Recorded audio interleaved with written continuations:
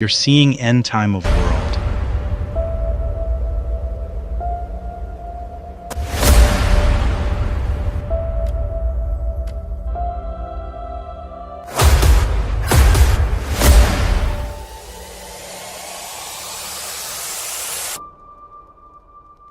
A long time ago, a faithful man named John was banished to a lonely prison island called Patmos. Imagine being trapped all alone on a rocky island. But one day, John looked up and suddenly, a door opened right in the middle of the sky. You look inside with him and see the creator of the universe sitting on a glowing throne, holding a secret scroll. This scroll is the most important book ever made, holding the master plan to finally fix our broken world, to stop sickness, to stop bullies, and to stop sadness. But there's a massive problem. The scroll is locked, sealed shut with 7 heavy wax seals, and absolutely no one in the entire universe is strong enough to open it. If it stays locked, the bad guys win forever, and John begins to weep bitterly. But then, an angel whispers to John not to cry, because the great lion is here to save the day. When John turns around, he doesn't see a scary lion. Instead, he sees a gentle little lamb that looks like it had been slain. Why a lamb? Because John's story tells us that the hero doesn't win by beating people up or through military conquest. He wins by loving people so much that he gives up his own life to save them. The lamb walks right up to the throne, takes the locked scroll, and as he begins to break the locks, the ultimate war begins. Breaking the locks wakes up the ultimate bad guy, a terrifying red dragon.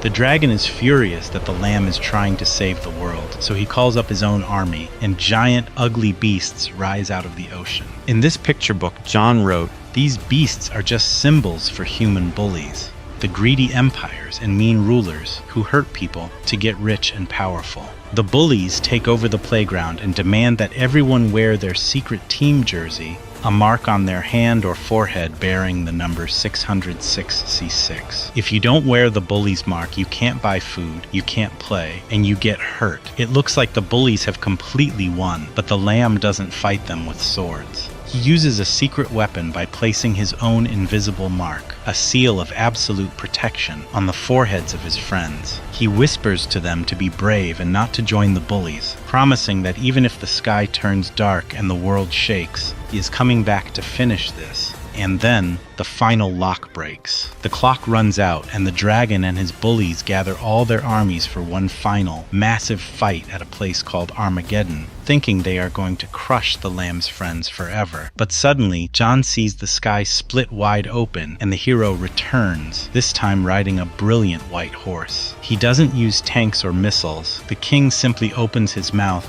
and with just the breath of his words representing justice, the war is instantly over. The dragon and the bullies are swept away and locked up forever in a bottomless pit, so they can never, ever hurt anyone again. When the smoke clears, John sees a brand new world. It's not floating up in the clouds. A glowing, beautiful city called the New Jerusalem comes down to join Earth. God doesn't just watch us from far away. He moves into our neighborhood to live with humanity forever. He walks right up to every single person who was ever hurt or bullied or sad, and with his own hands, he wipes away every single tear from their eyes. There is no more night, no more dying, and no more saying goodbye. John was told to write all of these visions down in a scroll so we could read it today as the Book of Revelation. The scariest book in the world actually has the greatest happy ending ever written because the Lamb has won.